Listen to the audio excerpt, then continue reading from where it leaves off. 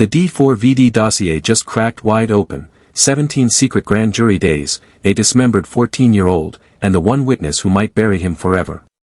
Pull the curtain back and lock the door behind you, because what I am about to lay out is the kind of thing that turns a case from a headline into a horror film. Do you know D4vd, the pop singer, the R&B darling, the man whose face was plastered across every teenage playlist in America not 18 months ago?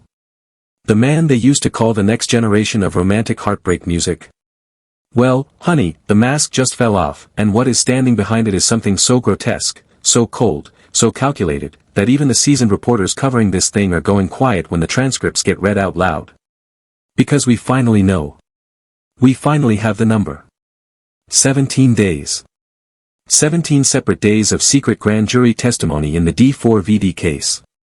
17 days that the Los Angeles District Attorney's Office has been quietly, patiently, methodically building a wall of evidence around this man, and the defense is about to see every single brick.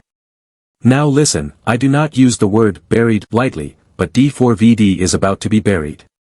Not just legally. Historically. The kind of buried where the streaming platforms start deleting his catalog. The kind of buried where his own record label pretends they never signed him. And the wildest part? The people closest to him, his own family, his own friend, may be the ones holding the shovel. Let's crack this thing wide open. For anyone who has somehow avoided this story, here is the frame. D4vd, whose government name is David Anthony Burke, is a 20-year-old musician currently sitting in a Los Angeles jail cell charged with first-degree murder, continuous sexual abuse of a child under 14, and unlawful mutilation of human remains. The victim is Celeste Rivas Hernandez. She was 14 years old. She had a name, she had a family, she had a birthday coming up, and now she is a set of court documents and a hashtag. Prosecutors allege that D4vd was in an ongoing sexual relationship with Celeste, that on April 23 of 2025, he lured her to his rental home in the Hollywood Hills, stabbed her to death, watched her die, and then took what the DA's office is calling horrifying measures to hide what he had done. All of it, they say, to keep her from talking. All of it to protect a career that was, at the time, printing money. And this is where the story stops being a tragedy and starts being a nightmare, because the special circumstances allegations that the LADA has attached to this indictment are the ones that carry the death penalty. Murder of a witness. Murder for financial gain. Lying in wait. Prosecutors say D4vd used a sharp instrument. They say he bought a blue inflatable pool. They say he bought chainsaws. Body bags. Heavy-duty laundry bags. They say he made suspicious trips up to Santa Barbara County. They say he lied to his friends and associates about the smell of decomposition inside his own home. And then September 8 arrived, the day after what would have been Celeste's 15th birthday, and Celeste's dismembered, decomposed body was discovered in the front trunk of a Tesla registered to D4vd, sitting in an LA tow yard. Detectives opened the front storage compartment. Inside they found a black cadaver bag covered in insects. Inside that bag, a severely decomposed head and torso. Beneath the cadaver bag, a plastic garbage bag. Inside the garbage bag, the dismembered arms and legs. Authorities also noted that the ring and pinky fingers on Celeste's left hand had been amputated, and neither finger was ever recovered from that Tesla. Regardless. I said all of that so you understand the ground floor of this case, because the update we just got is not about what D4vd did. The update is about how the prosecution is going to prove it. And this is the part that has changed everything.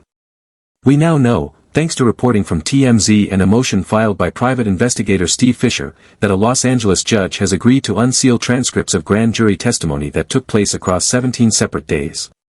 Let me give you the dates, because the dates matter more than you think. November 17th through the 21st of 2025. December 4th through the 5th, December 8th through the 10th. February 4th through the 6th of 2026. February 9th through the 11th. February 20th. And February 23rd, 7 separate sessions. 17 total days. Months of secret, closed-door testimony that D4vd's defense team never saw, never heard, and could not touch. Until now. And this is where I want you to pay attention, because there is a chess move happening here that most of the coverage is missing. The Los Angeles District Attorney did not have to hold a preliminary hearing in this case.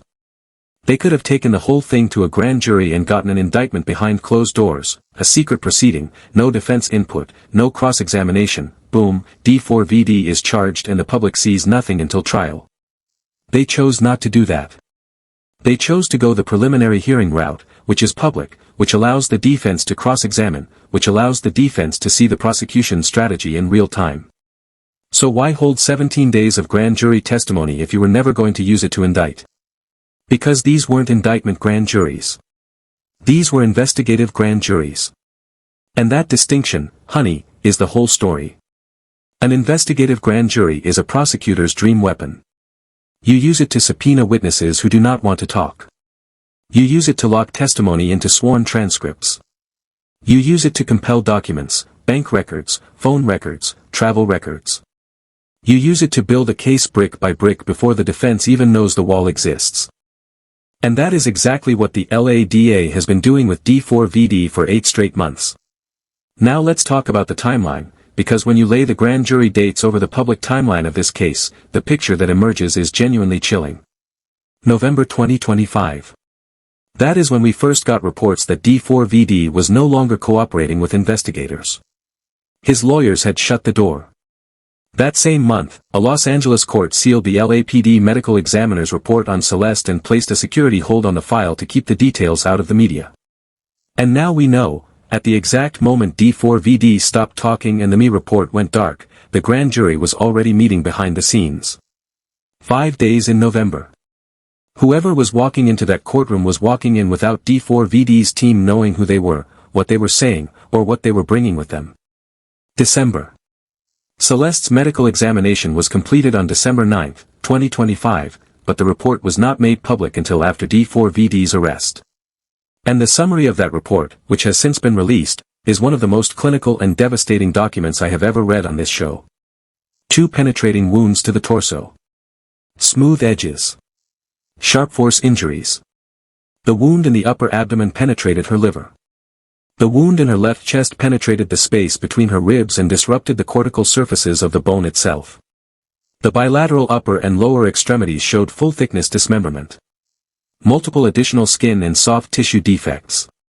Post-mortem toxicology showed a low level of ethanol that examiners concluded was likely from post-mortem changes, not from anything Celeste ingested.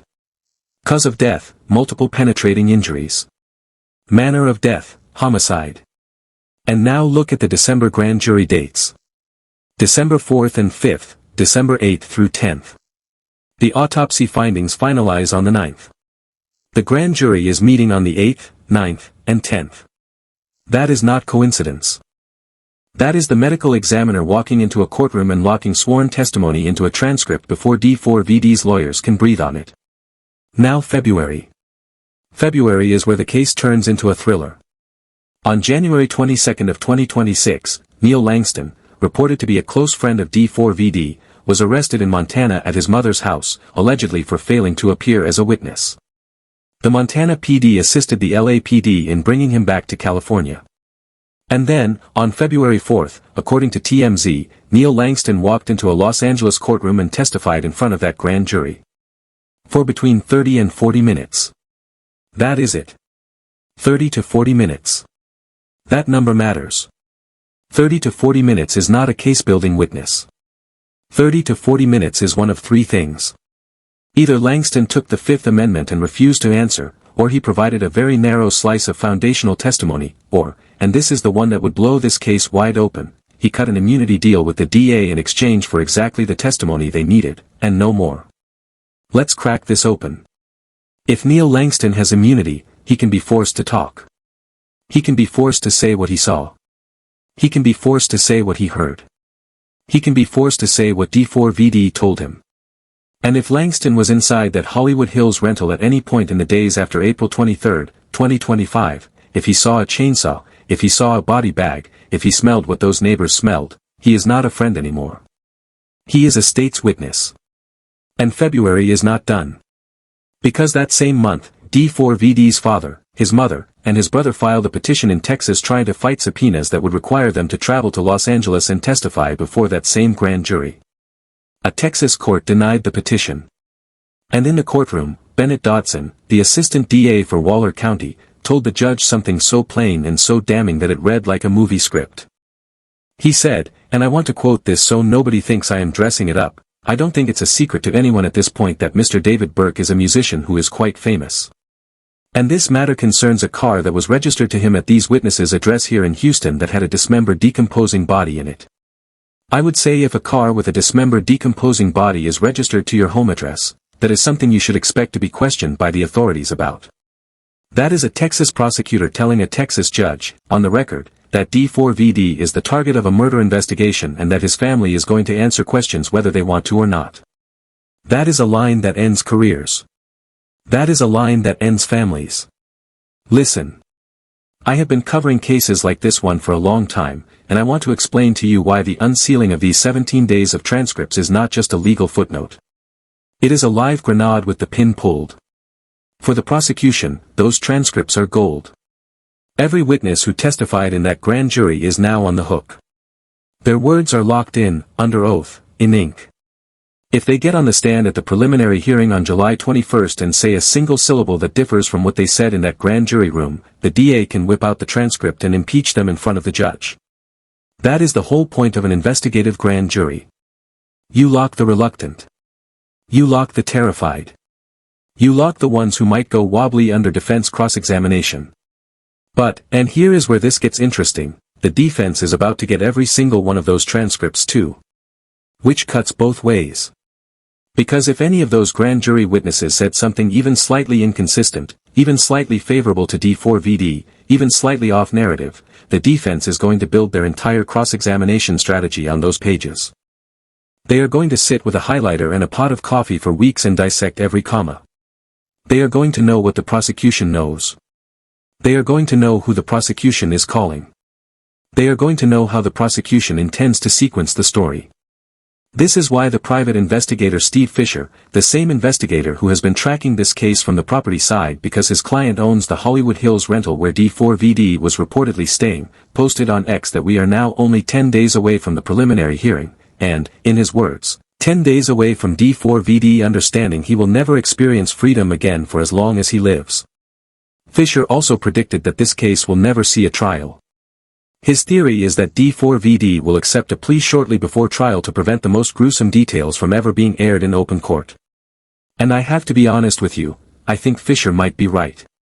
This is where the whole thing falls apart for D4vd. Because a preliminary hearing is not a full trial. It is a probable cause standard. It is a low bar. The prosecution does not need to call every witness. They do not need to show every card.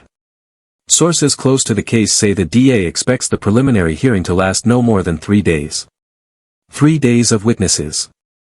3 days of evidence. And the prosecutor gets to pick which witnesses and which evidence make the cut. If I am reading this right, and I have been reading cases like this for a long time, the DA is going to bring in the medical examiner. They are going to bring in a couple of forensic experts. They are going to bring in someone from the Tesla side of things. And they are going to leave the emotional bombshells, the family testimony, the Neil Langston testimony, the smoking gun witnesses, in the vault. They are going to hold back. They are going to show D4vd's team just enough to establish probable cause and to make his lawyers terrified of what is still waiting in the wings. That is the psychological warfare of a preliminary hearing. You show the defense the barrel. You do not show them the bullet. And here is a detail I have been chewing on that I do not think has gotten enough attention. The dates of those grand jury sessions do not just line up with the medical examiner's timeline. They line up with the exact moment D4vd's public support began to collapse. Look at November 2025. That is the same window when streaming numbers on his catalog started to slide. That is the same window when brands quietly pulled promotional partnerships. That is the same window when his own management team, according to sources cited in earlier TMZ reporting, began having internal conversations about distancing themselves from him. So while D4vd was watching his career crater in public, the LADA was in a closed courtroom watching witness after witness raise their right hand and swear to tell the truth about him. He didn't know it. His lawyers didn't know it. And now, 2 weeks before the preliminary hearing, they know all of it. And let me say something about the sheer scale of what 17 grand jury days actually means, because I do not think the public fully grasps it. In a standard homicide case, prosecutors might convene a grand jury for 1 day. 2 days at the outside. High-profile cases sometimes stretch to 3 or 4 sessions. 17 days is not a grand jury. 17 days is a full-blown investigative machine. That is more than 100 hours of sworn testimony. That is potentially dozens of witnesses. That is bank records, phone records, travel records, digital forensics, DNA analysis, and everything the LADA needed to make sure that when this case finally hits open court, there is no daylight left for D4vd to slip through. Now let's talk about what this all means for D4vd himself. Because right now, sitting in a Los Angeles jail cell, D4vd is a 20-year-old man who was, less than 18 months ago, one of the biggest breakout artists in his genre. He had streaming numbers most artists spend a decade chasing. He had a fan base of young girls, and that, honey, is the part of this story that makes my stomach turn, a fan base of young girls who thought his songs were the sound of teenage love. And Celeste Rivas Hernandez, according to the LADA, was one of them. The special circumstances in this indictment mean D4vd is facing the death penalty as a real possibility. He is also facing, at minimum, life without the possibility of parole. His defense team, according to court filings, is expected to focus almost entirely on causation. In other words, they are not going to argue that D4vd did not know Celeste. They are not going to argue that Celeste was not in his Tesla. They are going to argue that the prosecution cannot definitively prove how Celeste died and when Celeste died and who actually killed her. That is a defense of last resort. That is what you argue when the physical evidence is so overwhelming that you have nothing left except to poke at the science. And that, right there, is why the medical examiner's testimony at the preliminary hearing is going to be the moment the entire case pivots. Because if the me walks in, sits down, and tells that judge that the wounds were inflicted while Celeste was alive, that the sharp force injuries are consistent with a specific type of weapon, that the timeline of her death matches the timeline of when D4vd was reportedly at the property, the causation defense is over before it starts. And there is one more piece of this story I need to get to, because it has been quietly floating in the background of the coverage and nobody is connecting the dots. More than a dozen employees of the Los Angeles County Medical Examiner's Office are currently under internal investigation for allegedly accessing law enforcement investigation files without proper authorization. NBC News broke the story last week. And there is reporting to suggest that the Celeste Rivas Hernandez case may have been the specific trigger that launched the entire probe. Somebody, or several somebodies, inside that ME's office was reading files they had no business reading. And there was a premature release of details about Celeste's death before the official autopsy report was published. Is that an evidentiary problem for the prosecution? Legally, probably not. Chain of custody appears to be intact. The findings are the findings. But is it a public relations grenade sitting under the DA's chair? Absolutely yes. And is it something D4vd's defense team is going to try to weaponize? Every single day. They are going to argue sloppiness. They are going to argue contamination. They are going to argue that a leaky office is a compromised office. They will not win that argument. But they are going to force the prosecution to spend precious minutes of the preliminary hearing defending the integrity of the very office whose testimony is the spine of their case.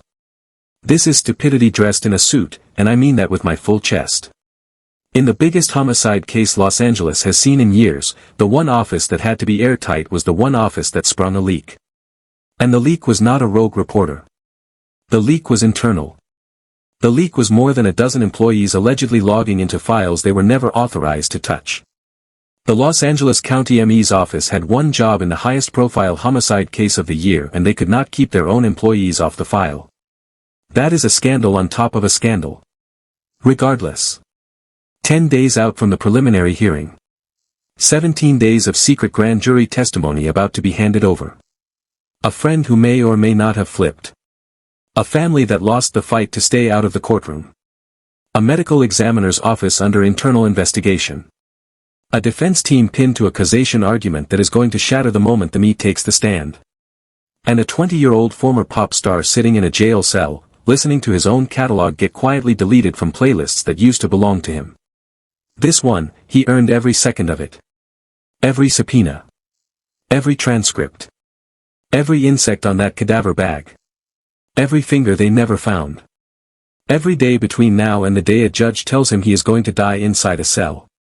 And here is what I want you to sit with, because it is the part nobody in the mainstream is willing to say out loud. D4vd is not the first artist to weaponize his fame against a young girl. He is not going to be the last. The music industry has been running the same playbook: access, secrecy, silence, disposal, for 40 years, and Celeste Rivas Hernandez is what happens when the industry runs out of places to hide the receipts. 14 years old. A birthday she never got to celebrate. A Tesla in a tow yard. A finger they will never find. That is what the industry produced. That is what the industry protected.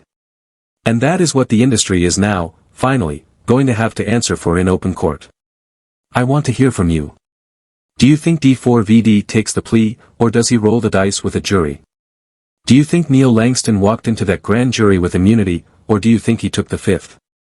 And do you think the LADA is going to seek the death penalty, or do you think they are going to settle for life without parole to spare Celeste's family the decade of appeals? Drop your verdict in the comments below. I read every single one, and I will be pulling the sharpest takes into the next update, because trust me, there is going to be a next update. The preliminary hearing is 10 days away, and after that, this case is going to open up like nothing we have seen in a decade of celebrity criminal coverage. Subscribe if you have not already, hit the bell, and I will catch you on the next one. Stay sharp out there.